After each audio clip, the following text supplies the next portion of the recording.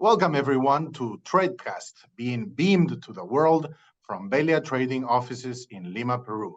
My name is Manolo Delgado and I'm Corporate Director of Marketing. Let me remind you, in case you're new to Tradecast, what is Tradecast? It's a series of interviews with top international executives from all over the world in areas related to international trade and international business. In it, we will address a myriad of subjects, including, for example, product development, global sourcing, manufacturing, logistics, quality control, free trade zones, international law, shipping, free trade agreements, WTO, and many, many more. It's a global program, as I said, and we have guests from all over the world. We've already taped or we have confirmed guests from places like Japan, Singapore, Vietnam, India, Sri Lanka, Germany, Switzerland, Turkey, Denmark, Brazil, Colombia, Ecuador, and today's guest is in none other than Panama. And we will finish the show with a questionnaire by French journalist Bernard Pivot, which I urge you to see, so please stay until the end, because I think you will enjoy the questionnaire very much. The structure is we will talk about the person. Many of our audience is students or maybe doing master's degrees, and they will be interested in the career of our guests, which, as I said, are top global executives. Then we will talk about the company or the organization they work for to learn a bit more about the company itself. And then we will touch on the issue that we are discussing. One quick disclaimer, the opinions expressed here by our guests are their own and not necessarily reflect the opinions of their companies. Before we start and I introduce our guest, let me give you two trade facts, like we always try to do. The biggest three ports in the world by movement of TEUs, 20-foot containers, are Shanghai, Singapore, and Ningbo, which is another port in eastern China. And I just want to highlight the importance of the interview today, which you will see is about ports. One funny fact is that Africa, being so much bigger than Europe, has less waterways, less water frontiers, water borders, beaches in general than Europe. And that has allowed Europe to develop much more, because as more ports imply more trade, and as we know, trade usually implies development. And Africa being so much bigger, the way it's the African continent is built, it makes difficult to do proper and efficient ports. And that's one of the reasons why Africa is quote unquote underdeveloped. Today we have an extremely interesting guest, a good friend of mine. He's based in Panama. Now he is, for the last, and he will tell us, he's the CEO at PSA Panama, which basically means that he's in charge of such an iconic port as the Port of Panama. Enrique, thank you for joining us in Tradecast. Thank you for your time. How is everything in Panama? How long have you been in Panama already? A couple of months, I think. Almost 1 year. Almost 1 year already, okay. Yeah, time passes very fast. So I came here in July, 1st of July. So we are not anymore new in town. So okay. Let's follow the structure, Enrique. Let's talk first a little bit about yourself, because yes, as I said, I think you're a role model for people that are starting in this field of international trade, logistics, etc. And you have an interesting story. You are Peruvian as me. Actually, we know each other since we were kids. Even though you might look younger, you're actually older than me. But you had a very interesting international career. Could you please tell us what did you study? What were your first experiences outside of Peru that eventually took you to Asia and now back to the Americas? No, first of all, I consider someone lucky. Of course, everyone do their best on whatever opportunity that appears, but I had the luck to have good bosses, good leaders next to me that teach me things that are important in in the business, in logistics and transport. I got into the business from my point of view a bit late compared to other people that is in the business. I got into a business in my 30s, early 30s, basically because before that I was working with my family, and then when the company was sold, and there was no opportunity to continue working for the family business, I had to start or go back to doing a career, no? And I had the opportunity to get into a 3PL specialized in project cargo and Caterpillar, basically cargo to South America. So one of the main things was that they didn't needed someone with long expertise. They wanted to train the person in the product, in Caterpillar product, and understand better the product and the logistics that they needed, their systems and processes. So I had the chance to go to a training to Miami in Caterpillar with the 3PL company. And then I went to open an office for this company in Argentina and look into the operation of them in Uruguay, Argentina, and Chile. And basically, I was there more than a year, and a new opportunity appeared to go to work to the shipping agency business to develop the logistics side of the shipping agency business. So I had the chance to go to Agunza, a Chilean company, and I moved to Hong Kong. And I was based in Hong Kong. I had the chance to meet you there, meet again, no, after being friends and being both at the same school.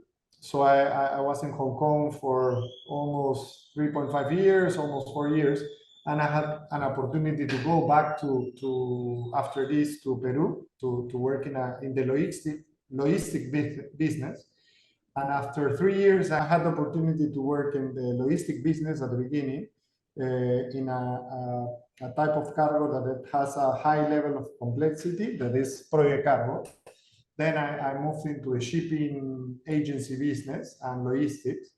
And then I had the opportunity to get into the port business, but I didn't have any experience running a port. So the good thing was that in the port business, they wanted people that understood better the end user, no, not the shipping side of the business, more the logistic side of the business, no, of the customers that need the port as a gateway, basically, to export and import.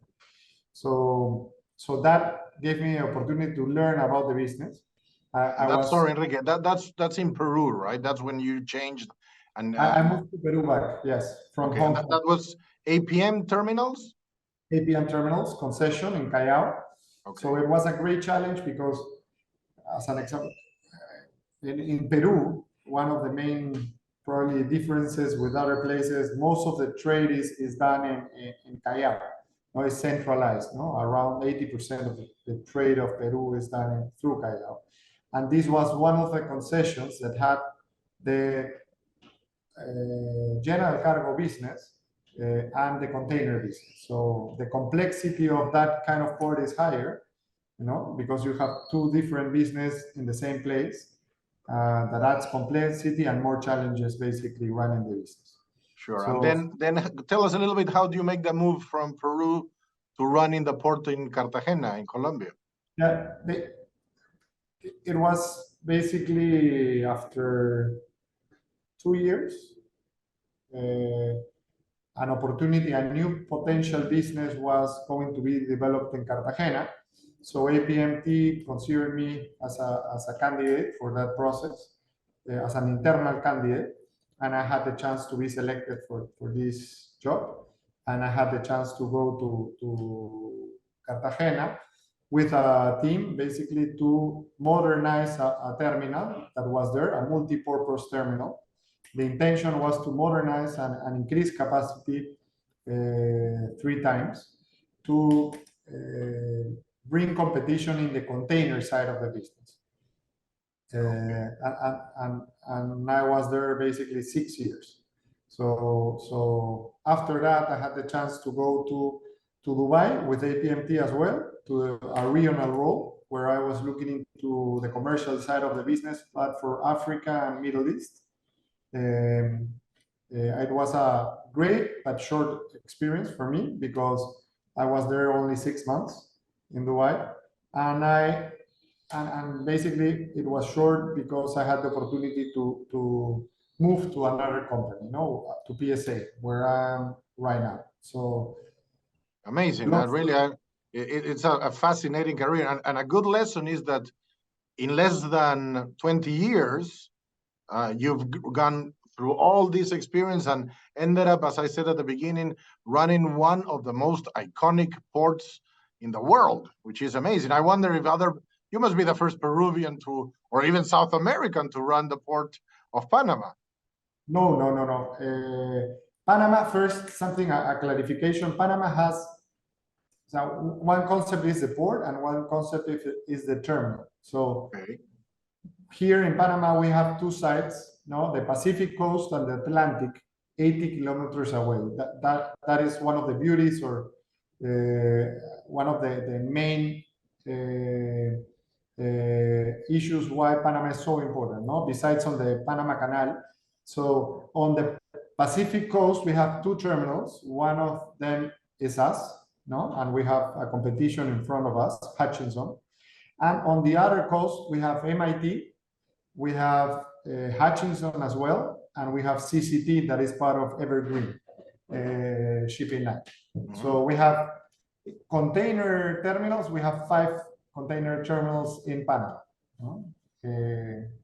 Okay, it's important to know because, and this is why I think this interview is so interesting, because we all know about ports. We've all heard the word ports, but most people have no clue actually how a port operates. And it's important to understand. I was generalizing as saying running the port, but one has to be more specific. A terminal specifically is an area, geographic area, I guess, where the big cranes are to unload the containers or for general cargo. But is that the way you define a terminal? Exactly. Okay. You can have a port with 10 terminals, That's usually, as you said, there are many companies. Hutchinson, I think, is Hong Kongese, and Evergreen is connected to the shipping line. Usually, there are several port depending managers. on the size of the market, the strategy of the country in terms of having competition in the market. It's a matter of size, but also strategy of the government on the concession side. How they want to there has to be a balance between feasibility of because of the volumes, but also the strategy, how many concessions there should be to have to run the market in the best way possible for everyone, for the country, but for the customers. This is a good way to go into the second section of the interview and learn a little bit more about the company, about PSA, which, if I'm not wrong, is from Singapore. Maybe you can explain to us a little bit more about the company itself, their history, their operations, their geographies.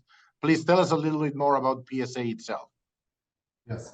So PSA it's one of the leading global port operators in terms of size of throughput. It's the largest one right now in the world, and it's involved in the port business, traditional business, but also in supply chain. PSA Ports and Cargo Solutions portfolio, it's about 60 deep sea rail and inland terminals across 160 locations in 42 countries, and has the 2 flagship port operations in Singapore, the largest one, and then in Belgium. As well with business in supply chain management, logistics, marine, and digital services. So this is, in a broad way, the areas of involvement in the business by PSA. Okay. I'd like to, and I'm sure everybody listening to you is very curious about the ports themselves. Okay, so let's try to go very basics, and for me also to learn how a port works. Okay, first I understand most ports must be like most port operators like you guys that run terminals.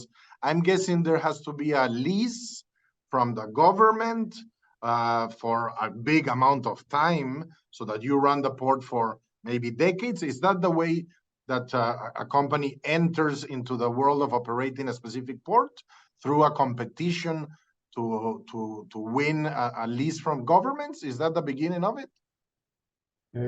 Yes, you have concessions, no? Mm-hmm. But you have also in some locations private terminals or areas of private domain that become ports, and what happens is that the ocean side of the piece of land is concession, no? To Okay. give services to most of the country has that restriction. You can have a piece of land next to the ocean, but to be able to serve as a port, you need to get a concession for the water side, basically.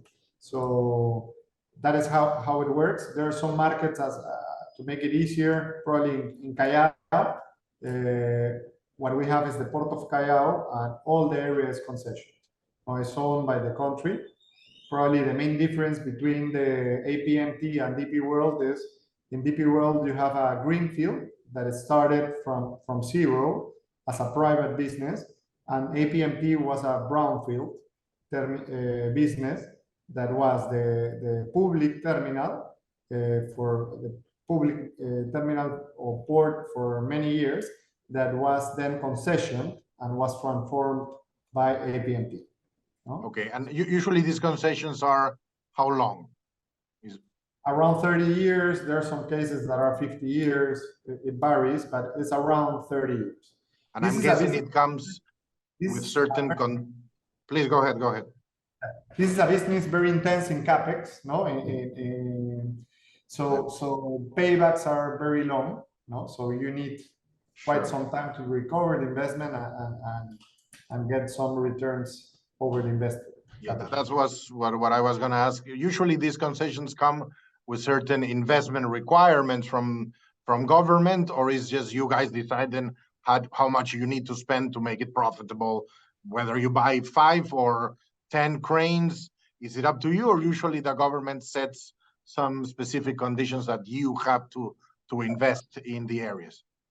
The best way to do it probably is that the country or the government that is planning to do a concession get some assessment to see what they need in terms of capacity, and then they run a tender, a public tender, considering what are the minimum conditions that they need in terms of capacity, and they give the chance to the candidates to offer something on top of that minimum requirement in terms of capacity and Sure. requirement.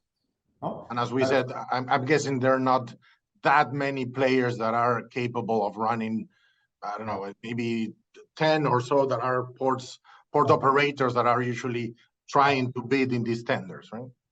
Yeah, exactly. Well, now you have more than before, no? Because shipping lines has been having record profits over the last 4 years. 2 years after the pandemic. And that show them as well the importance of having a better solution at the port side business to enhance connectivity. At the end, the ports are nodes that connects the land with the ocean. The majority of the trade at the world, 80% moves by ocean. In some locations, having a port that doesn't give you the level of service that you need, basically, put in risk the connectivity. The higher cost of the supply chain is the vessel, no? The cost of the vessel. Having the vessel waiting more time means more cost, basically. That at the end is paid by the end customer at the supermarket. Sure. So what was very interesting, and we're not going to talk about COVID because I think we are already a bit sick of it, but one of the main things that caused this, the prices in what we do in Belia trading the freight in maritime shipping traffic was this absolute chaos at ports, right? When there were lines of tens or dozens of vessels waiting to unload their products. But this is a good way, Enrique, to transition to other part. Okay, we've discussed briefly how a port becomes to be and how, for example, PSA gets a lease, a concession, and they start running the port. Now, when the port is running, who are really your clients? Are your clients the shipping lines, the forwarders? Who is it that you negotiate with? Who pays for? Who gives you your cash revenue running the ports? It's both, no? All of them, no? The shipping line side, the vessel, the shipping line, but also the exporter and importer, no? Okay. And the exporter and importer can be the main exporter, no? But also a freight forwarder that represents the exporter. So all of them are customers. In the past, the port focused more on the shipping line side and didn't saw the exporter as the customer. They have shifted very much because the ports realize how important it is to focus on both, no, as the main customers. And now ports try to focus strategy for this type of customers that have different needs. No, at the end, both want speed, no, and the lower cost possible, no. But the kind of solutions that a shipping line needs are different from what an exporter or importer needs. No? That's interesting. And let's try to make a real example. Okay, for example, let's say Walmart. Okay, which is probably the biggest company in the world in terms of moving goods around the world, mostly from China. Okay, let's assume that. And the biggest port in California, I think, is Long Beach. So, for example, I in my head, I thought that for sure their clients was the user of the port, meaning the shipping lines that park their big boats, and it's your responsibility with your cranes to move the containers and put them in certain area, etc. But what is new to me is that you're saying it's also, in this case, for example, Walmart as an importer of a port in California. Walmart doesn't really see what's happening in the port. That's the shipping line or the freight forwarder that is handling the logistics of it. But what you're telling me is that, let's say, a big chunk, and I don't know if you can give us a percentage, but if the cost is, say, 100, how much of that is being paid by the importer versus the shipping line? Is it possible to address it that way, or it really depends on every specific case? Depends on the market very much. Okay. Most of the time is shared, no, but depends on the market.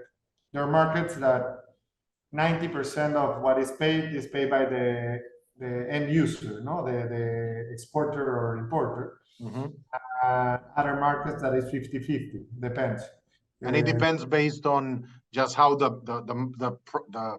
the market, how it developed, or it's something that you guys specifically try to negotiate, and you say, okay, from in year 5 we're going to have to move our revenue and focus more on the exporter because of the characteristics of the port, or is that a strategic decision from you as the terminal operator, or is just how it happens in a way? How the market happens because of offer and demand.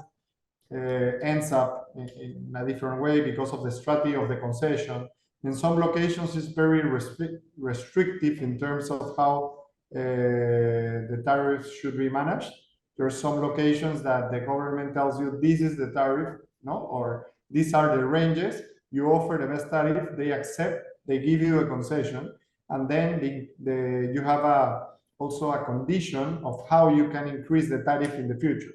No? That can be connected to CPI, can be connected to efficiencies as well, not only to CPI.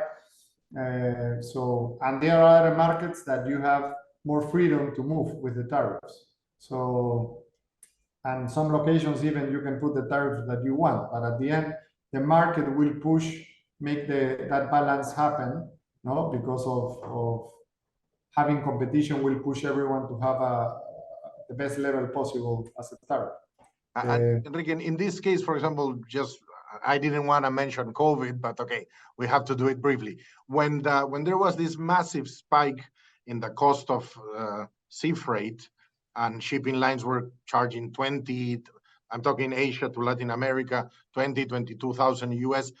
The way you, for example, with shipping lines negotiate in the day-to-day operations of an importer exporter, there's a lot of variation in a month, right? The price can really move quickly. But in your case, you have like longer term agreements with shipping lines, and you say, okay, it's gonna be X amount for 6 months, or it also operates on a very, okay, this You week have is this, next week contracts. is that.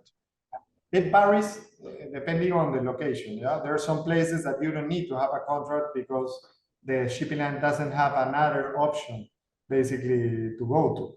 No, but in a proper market, you should have a contract, no, a relationship with the customer with a specific conditions, specific terms, a term, no, of the contract.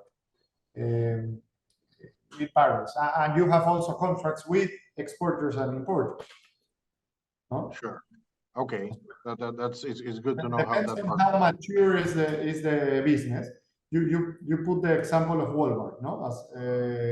As one good example, because the U.S., the West Coast of U.S. is a very competitive market, where because of the maturity of the market, because of the size, and a customer as Walmart can even move a shipping line from one port to another, no? So sometimes some ports try to develop the best solution possible that reduce cost and improve efficiency for the Walmart to convince them to move, and with that, they convince the shipping line to move.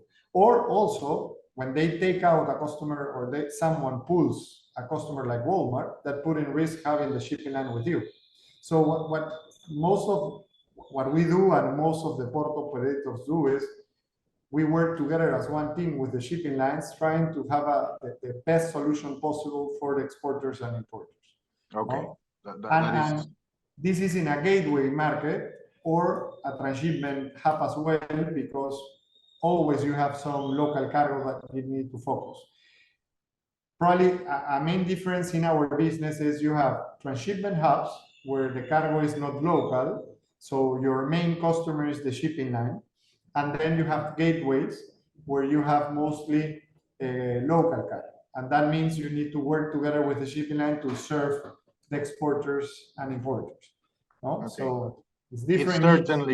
Certainly it's a complex business, and not price is obviously sorry, not the only variable of decision. That's very interesting. At the end of the day, I guess for clients as big as the example we're using, you have to have a more holistic, a bigger way to convince them to come to you that relates to many other variables. This could explain better how the business works. And we can compare Panama with Callao, no? That are both markets that I have been working in, and Colombia. So Colombia and Peru has a large volume of local cargo, of gateway cargo, import and export. Panama has very little, no? Because most of the volume in Panama is transshipment. It's cargo that doesn't belong to Panama.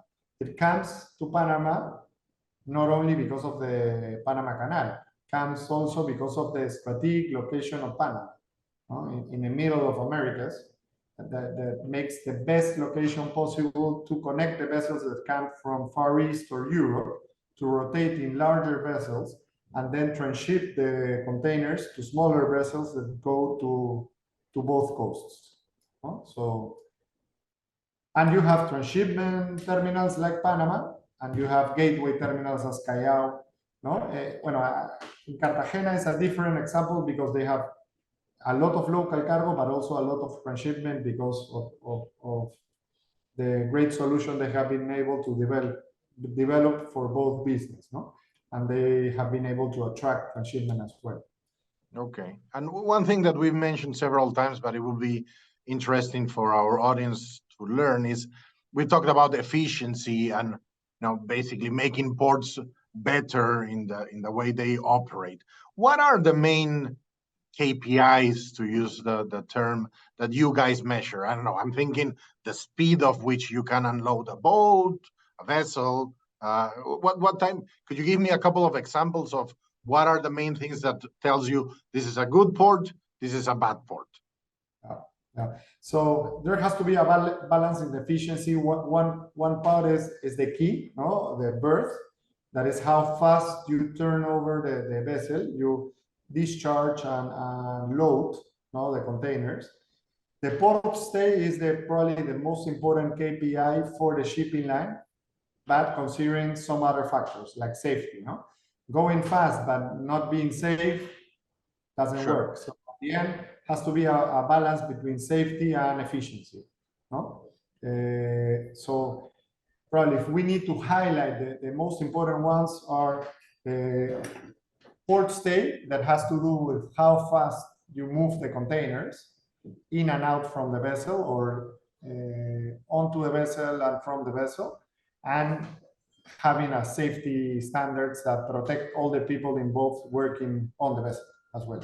Okay. In terms of safety, and I'm glad you mentioned it, because I'm thinking what would be the main challenges for running a port. And I get the feeling that one of the main issues is the labor force. And because ports are so importantly strategically for the economy of the country, and hence for government, there must be a strong, not maybe in every country, but where it's allowed, the unions, the syndicates of people working at ports, I'm assuming might be quite strong. So dealing with labor must be one of the challenges for in this case, yourselves running a port. Is this true? Yeah, well, it's one of the challenges. Probably I would like to highlight the main challenges, that is not only labor, but probably outside the challenge that everyone has, that is having a value proposition that works, efficiency. You have security issues, of course, in the port, and labor relations issues. And those two probably are two areas that in Latin America are increasing in terms of challenges for the port operators because of security mainly. Labor relation has been always a challenge, of course, because of some locations where the law doesn't have a balance, basically, that has supports both parties to get into the best level of agreement possible. So that is probably an important thing to tackle, and we are always respect very much unions, and have we do a big effort on trying to meet their needs, no, whenever it's possible, but sometimes it's an area that distract you from other important things we need to be very focused in. Sure. And it's even people, no? Because sometimes even the dynamic with unions take you too much time to focus even in people. Sure. And we've spoken, Enrique, to many people in the previous tradecasts, and we always mention and we always ask, because it's such an important issue for the world right now, in terms of the environment. How can ports become more environmentally friendly? And if you can give us an example of something that maybe PSA is doing particularly, because well, we know every business in the world has to have reduce their carbon footprint. Shipping lines, of course, are a major contributor to CO2 emissions. So in terms of the business of ports, what do ports try to do nowadays to become more green, more environmentally conscious? Now, first, reduce emissions. No, as everyone, this is at the top of the list of all everyone in the supply chain. Probably the largest part of the emissions are on the transportation side, no? Because on the shipping line side first, and then on the land side. The port has a smaller impact, but still we have the same targets. That makes sense. And what we are doing is focusing on having equipment that runs with clean energy. No, it's electric equipment instead of using diesel. That's an easy one. But we also need to make sure that the source of energy is clean, no? And comes from clean energy. So in this location, a specific location, we have been, the challenges on that side has been smaller because we have been able to sign an agreement with a source of energy that is 100% clean. And we have many equipment that is electric. So we already met the 50% reduction of emissions, no? Okay. But we have the same challenge as everyone to meet net zero by 2050. No? Okay, great, good to know. Enrique, well, it's been almost an hour. I would like to close with the fun questionnaire that I mentioned was created by French journalist Bernard Pivot. So if you don't mind, Enrique, let me ask you, what is your favorite word? Have to say it in English or Spanish? Well, actually, it's up to you. You choose. In favorite word, gracias or thank you. Okay. What is your least favorite word? No or no. Okay, good translation. That's very smart. Okay. What turns you on creatively, spiritually, emotionally? Learning in general something new, no? At work or a personal thing, a new sport. Sure, good answer. And what turns you off? Arrogance. Okay. This is a fun one. I always love asking this one.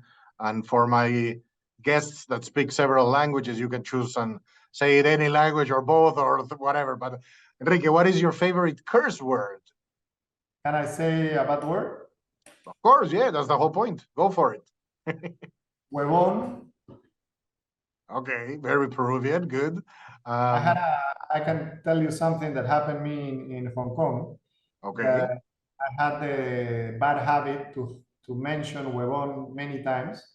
Even when I was speaking in English, one person in Hong Kong asked me, a Chinese, asked me what is huevón, and I couldn't explain it. So, well, for your benefit, I'll tell you that you have not mentioned it once in the whole interview, so you have certainly improved there.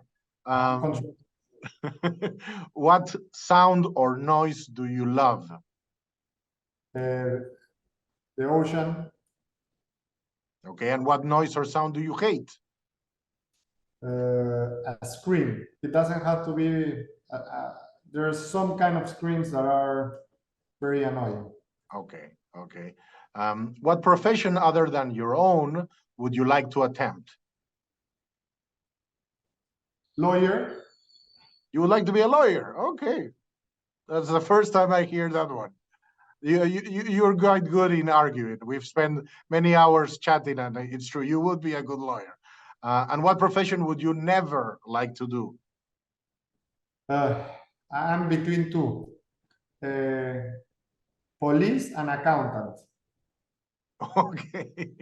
And the last one, Enrique. And first, let me thank you very, very much for your time. I think it's a very enlightening conversation for, say, normal people to learn about ports, which are such a crucial part of supply chain and hence the world economy.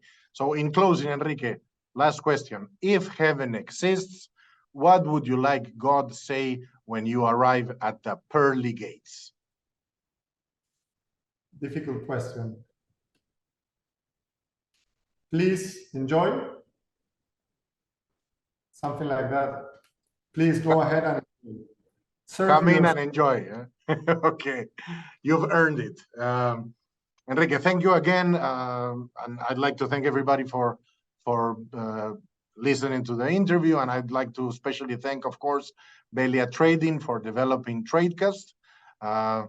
My name is Manolo Delgado, and I say goodbye from Latin America, wishing you a successful day. Take care. Bye-bye.